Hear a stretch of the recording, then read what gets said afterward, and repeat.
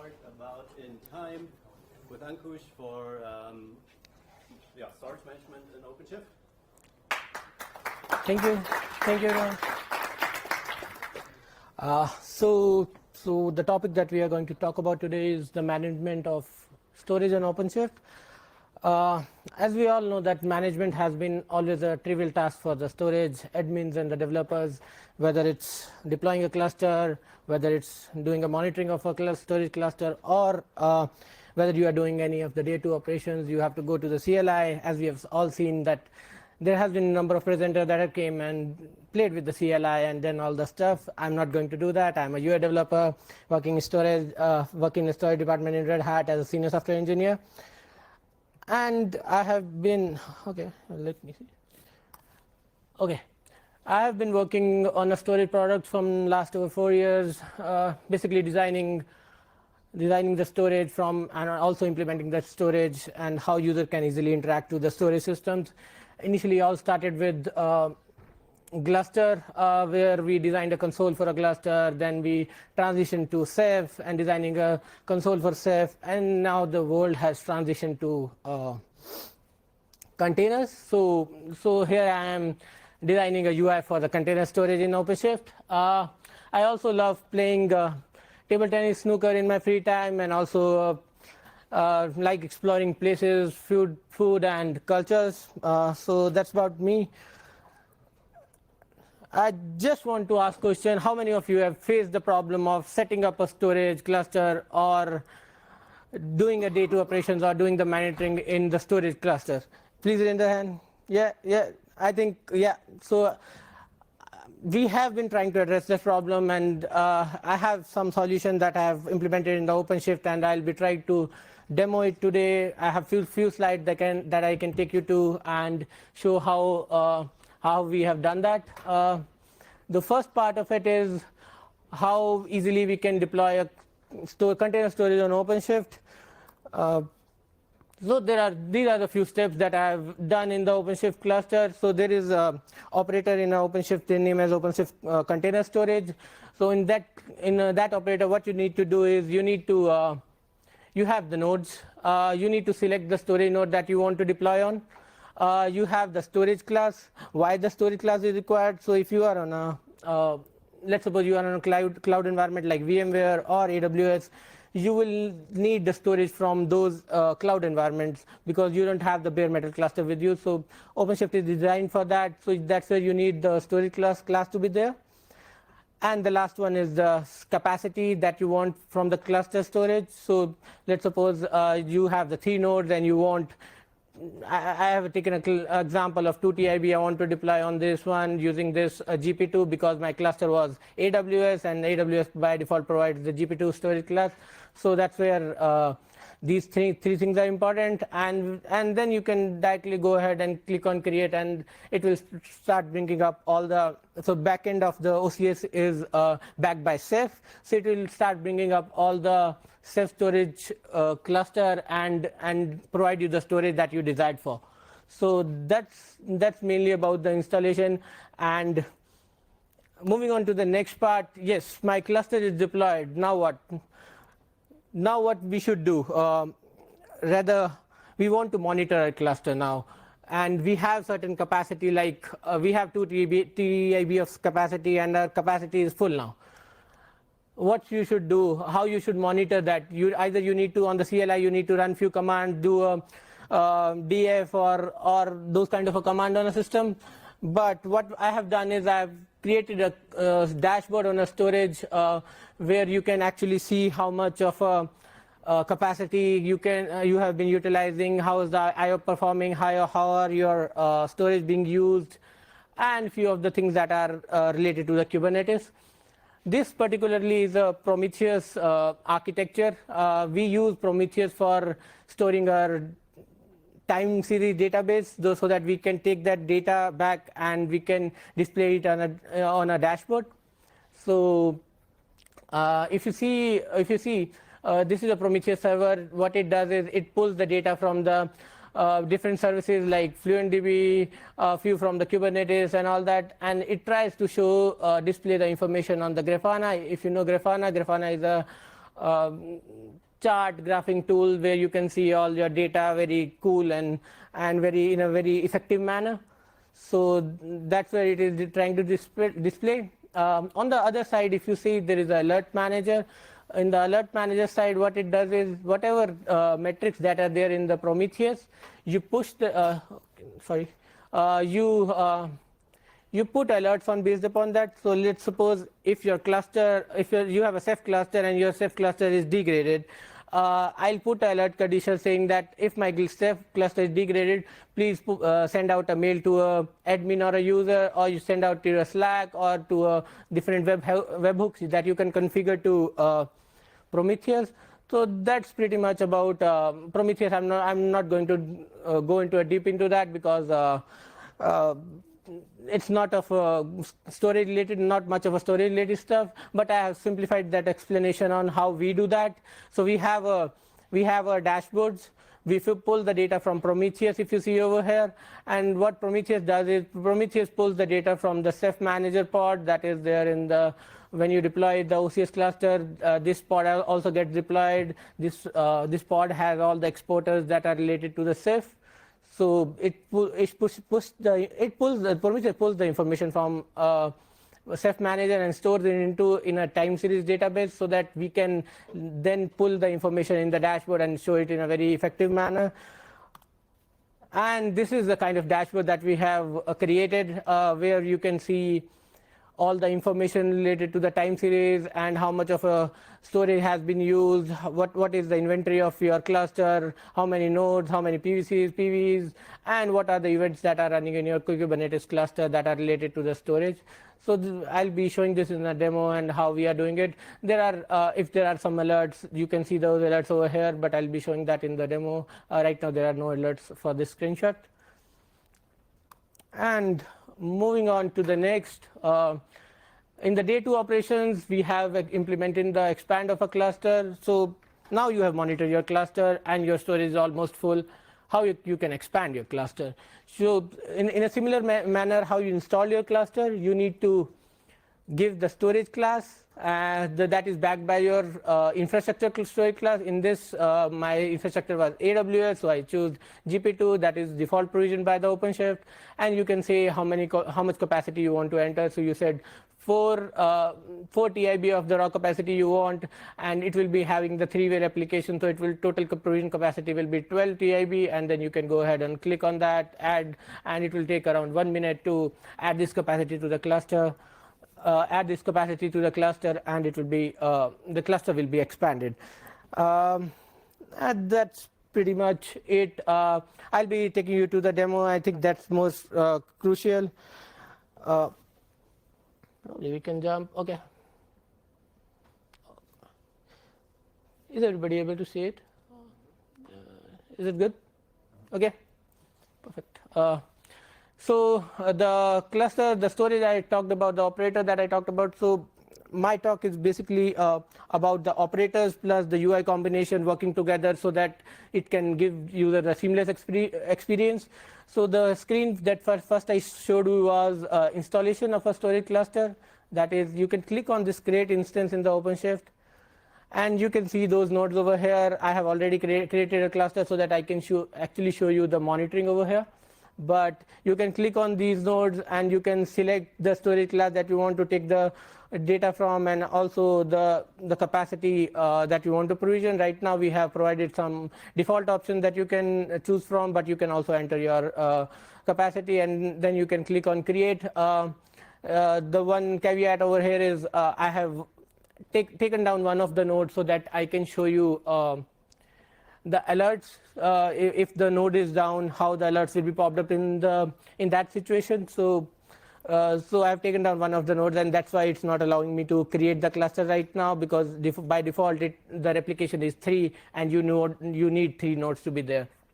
But that's how you do it. If you have 3 nodes, you can select it all from here, or you can select the particular one and click on create after selecting these options.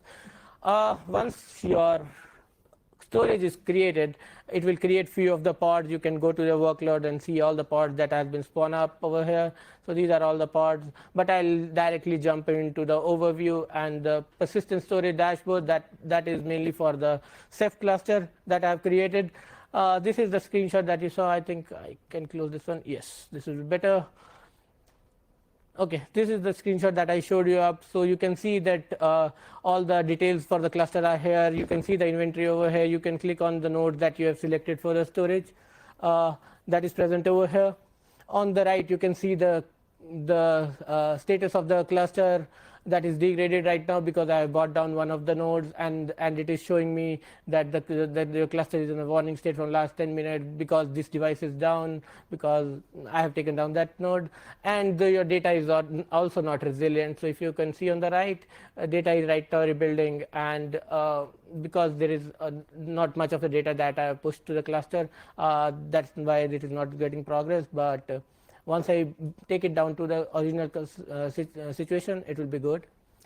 On the right, we have the activity card where you can see all the activities that are happening in your cluster related to the storage, whether the container is started, how your replica sets are, how your deployments are, and all that.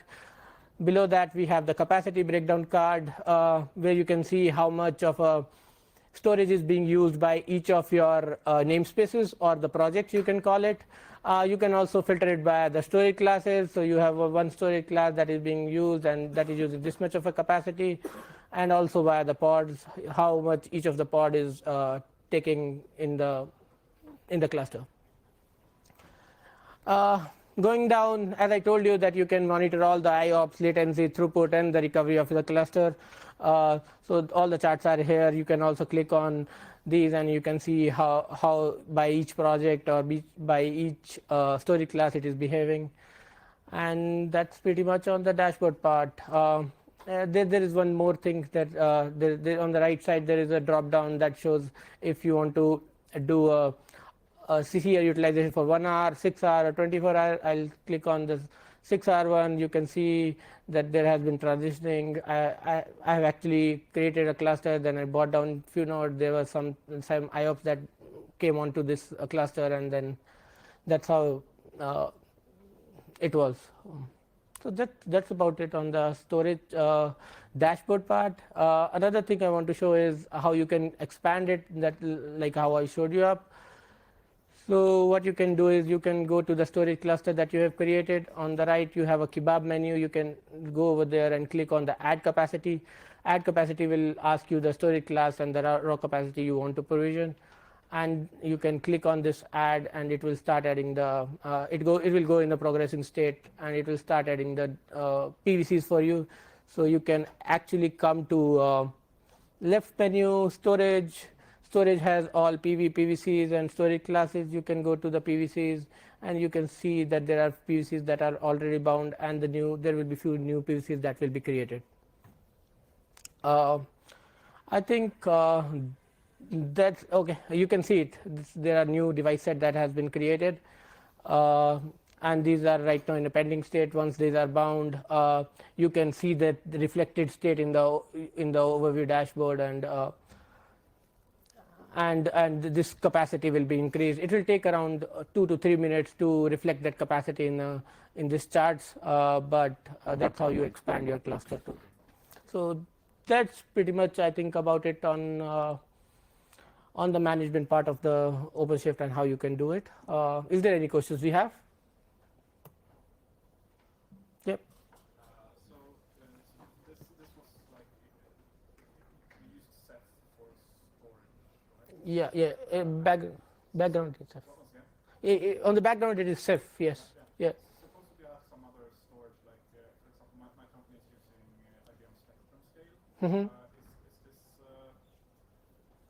Okay. you have to do something to be able to? Okay.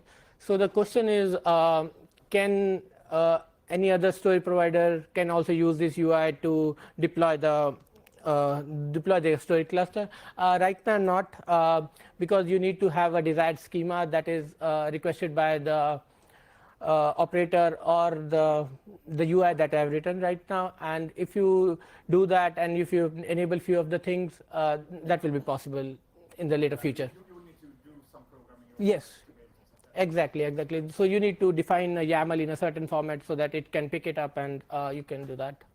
Yeah, that's about it. Yeah. Are you using Rook? Yes, internally it is using Rook. Technically, you could attach other data stores like Rook does, because Rook supports more than only Ceph. Okay. So the question is, if I'm using the Rook inside, can I use the different data sources that Rook already has? And right now, yes, we can do that, but this is the first time functionality that has come into, so we have implemented in Ceph. Yes, we can leverage it to the other storage operators. Yes, we need to talk to a few of the folks how the schemas needs to be designed and how we can push it. Yes, that's about it. Yeah. Is there any other questions you have? Yes. How would be a use case if I have an OpenShift cluster next to it? I create a storage cluster. How would I manage? Do I couple? Do I say here is what's providing my resources, so I don't? I have kind of is this providing kind of an abstraction layer for multiple cloud services and so on? And the second would be how do we deal with disaster recovery? Are there also things that are supporting there, or this is then something we need to carry at a lower level? Okay. So the question here is, the second question was if there is a disaster recovery, and the first question is there an abstraction layer on top of the OpenShift where you can do that? Yes, this is abstraction layer on top of it, and where you can manage your cluster easily. And for deploying operator, you need to write few YAMLs, and you need to apply those YAMLs to the cluster. But this provides pretty much a very much abstraction on top of it, and where you can select those things. But what it does internally is it adds those values to the YAML, which you eventually will do and do that. But it doesn't have any right now. This disaster recovery kind of a thing.